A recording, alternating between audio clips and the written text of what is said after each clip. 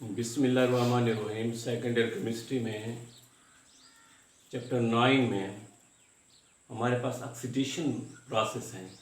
तो पहला क्या है, कैटालिटिक ऑक्सीडेशन।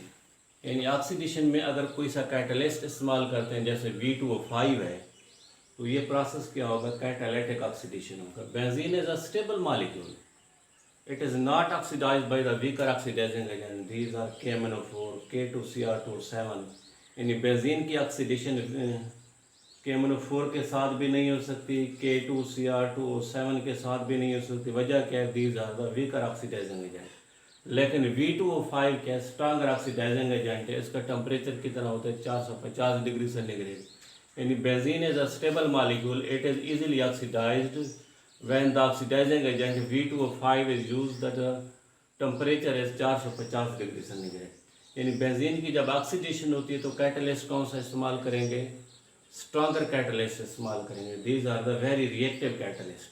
तो उसकी मौजूदगी में तो ये क्या बनते हैं, मैलिक एनहाइड्राइड के मॉलिक्यूल बनते हैं। CH डबल बॉन्ड CH है, कार्बन डबल बॉन्ड हो, ये दोनों किसके साथ मिले हुए हैं, ऑक्सीजन के साथ मिले हुए हैं, साथ वाटर मॉलिक्यूल निकला है, इसके साथ CO2 मॉलिक्यूल।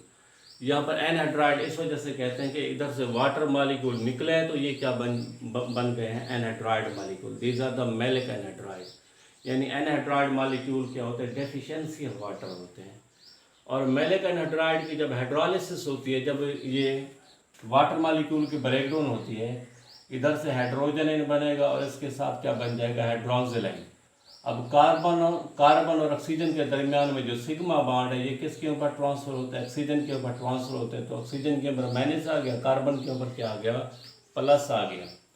अब इधर जो हाइड्रोक्सिलाइन है, ये हाइड्रोक्सिलाइन क्या है, न्यूक्लियोफाइल है, ये कार्बन क्या इलेक्ट्रोफिलिक सेंटर है। अब हाइड्रोक्सिलाइन का रिएक्शन किसके साथ होगा, इस इलेक्ट्रोफिलिक कार्बन के साथ होगा। ऑक्सीजन के ऊपर माइनस चार्ज है और इधर जो हाइड्रोजन आइन है इसके ऊपर क्या है, पॉजिटिव चार्ज है। अब ये इलेक्ट्रोफाइल हो गया, ये ऑक्सीजन क्या है, न्यूक्लियोफाइल है। इस हाइड्रोजन का रिएक्शन इस ऑक्सीजन के साथ होगा तो ये क्या बन जाएगा, मैलिक एसिड बन जाएगा। इस हाइड्रोजन का रिएक्शन जब ऑक्सीजन के साथ होता है तो ये क्या बनते हैं, मैलिक एसिड बनते हैं। तो एग्जाम में सवाल ये आता है कि right the preparation of malic acid, तो ये इक्वेशन आपको लिखनी है। अच्छा, नेक्स्ट है ऑक्सीडेशन प्रोसेस में ओजोनोलाइसिस। यानी ओजोन के बाद क्या, लाइसिस के ओजोन मॉलिक्यूल की ब्रेक डाउन होती है। तो बेंजीन का मॉलिक्यूल लेंगे, बेंजीन के मॉलिक्यूल के साथ पहले एक ओजोन का मॉलिक्यूल रिएक्ट करता है। अब ओजोन के मॉलिक्यूल की स्ट्रक्चर क्या है कि ऑक्सीजन डबल बॉन्ड हो, ऑक्सीजन सिंगल बॉन्ड हो। इस ऑक्सीजन और इस ऑक्सीजन के दरमियान में क्या है, कोऑर्डिनेट कोवेलेंट बॉन्ड है। अब ये जो ऑक्सीजन थी इसके ऊपर 2 लोन पेयर मौजूद थे, उन्होंने एक लोन पेयर किसको दे दिया, इस ऑक्सीजन को दे दिया है। अब चूंकि इस ऑक्सीजन ने इलेक्ट्रॉन का जोड़ा कबूल किया है तो इसके ऊपर माइनस आएगा, इस ऑक्सीजन ने इलेक्ट्रॉन का जोड़ा दिया है तो इसके ऊपर क्या आएगा, प्लस आएगा। यानी ओजोन मॉलिक्यूल अनस्टेबल मॉलिक्यूल होते हैं। ऐसे मॉलिक्यूल जिसके ऊपर प्लस माइनस आ जाए तो these are the unstable molecule. Benzene के अंदर जो एक पाई है, ये एक पाई इस ऑक्सीजन के ऊपर ट्रांसफर होता है। ऑक्सीजन और इस ऑक्सीजन के दरमियान में जो पाई है वो इस ऑक्सीजन के ऊपर ट्रांसफर होता है। लेकिन इस ऑक्सीजन के ऊपर जो माइनस चार्ज है, ये माइनस चार्ज का मतलब क्या है, एक इलेक्ट्रॉन का जोड़ा है, वो इस कार्बन और इस ऑक्सीजन के दरमियान में शिफ्ट होता है। तो जहाँ पर डबल बॉन्ड है उधर क्या आएंगे, सिंगल बॉन्ड। जिधर कोई बॉन्ड नहीं था उधर क्या आएंगे, सिंगल बॉन्ड आएंगे। अब इधर भी कोई बॉन्ड नहीं था, इधर क्या आएंगे, सिंगल बॉन्ड। इधर डबल बॉन्ड था, पाई था, वो पाई क्या हो गया, ख़त्म हो गया, तो ये मॉलिक्यूल बन गया। यहाँ पर बेंजीन मॉलिक्यूल का रिएक्शन सिर्फ एक ओजोन के साथ हुआ। इसी तरीके से जो 2 ओजोन के मॉलिक्यूल हैं, अगर वो रिएक्ट करते हैं बिल्कुल इसी तरीके से रिएक्ट करेंगे, तो जहाँ पर बेंजीन के अंदर पाई होगा तो इसके साथ ओजोन मॉलिक्यूल रिएक्ट किया है, इसके साथ भी ओजोन मॉलिक्यूल रिएक्ट किया है, तो ये क्या बन गए, बेंजीन ट्राईओजोनाइड बन गया। तो ये क्या बना है, बेंजीन मोनोओजोनाइड। अब ये क्या बन गया, बेंजीन ट्राईओजोनाइड है। तो इसका मॉलिक्यूलर फार्मूला क्या है, C6H6O9 है। बेंजीन ट्राईओजोनाइड का मॉलिक्यूलर फार्मूला क्या होगा, C6H6O9। अब इसके अंदर जो ब्रेक डाउन होनी है, यानी इस ऑक्सीजन और इस ऑक्सीजन के दरमियान में जो बॉन्ड है वो इस ऑक्सीजन और इस कार्बन के दरमियान में शिफ्ट होता है एज ए डबल बॉन्ड। अब ये जो बॉन्ड है इस कार्बन और इस कार्बन के दरमियान में जो सिग्मा बॉन्ड है वो इस कार्बन और ऑक्सीजन के दरमियान में डबल बॉन्ड के तौर पर शिफ्ट होता है। अब इस ऑक्सीजन और इस ऑक्सीजन के दरमियान में ये जो सिग्मा बॉन्ड है ये किसके ऊपर ट्रांसफ़र होगा, इस ऑक्सीजन के ऊपर। इस ऑक्सीजन और इस ऑक्सीजन के दरमियान में जो सिग्मा बॉन्ड है वो डबल बॉन्ड के तौर पर शिफ्ट होता है। किसके दरमियान में, इस ऑक्सीजन और इस कार्बन के दरमियान में।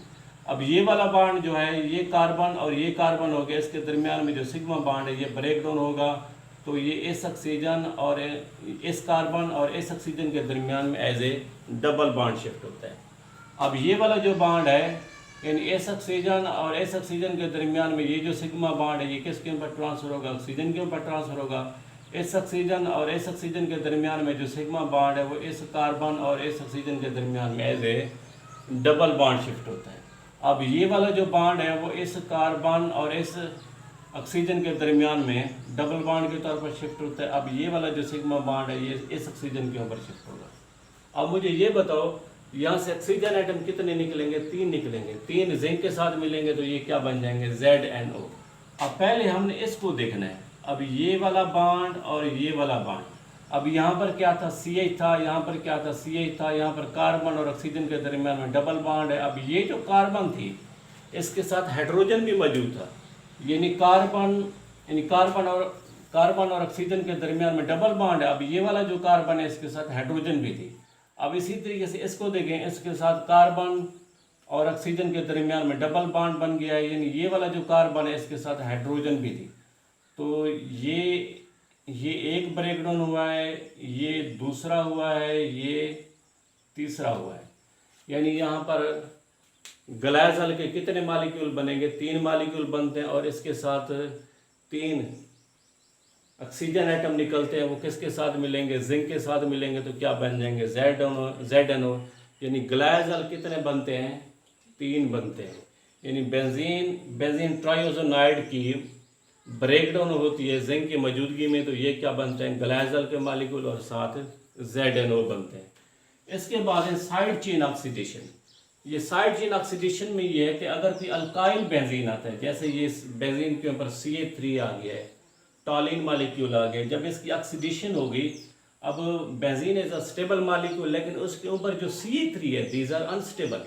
अब CH3 क्या है, ये स्टेबल नहीं है, बेंजीन स्टेबल है। इस वजह से पहले किसकी ऑक्सीडेशन होगी, जो अनस्टेबल नहीं होते, जो अनस्टेबल होते हैं पहले उसकी ऑक्सीडेशन होती है। तो पहले किसकी ऑक्सीडेशन होगी, CH3 की ऑक्सीडेशन होगी। ऑक्सीडाइजिंग एजेंट क्या है, KMnO4 है। KMnO4 का कलर क्या होता है, पिंक होता है जो।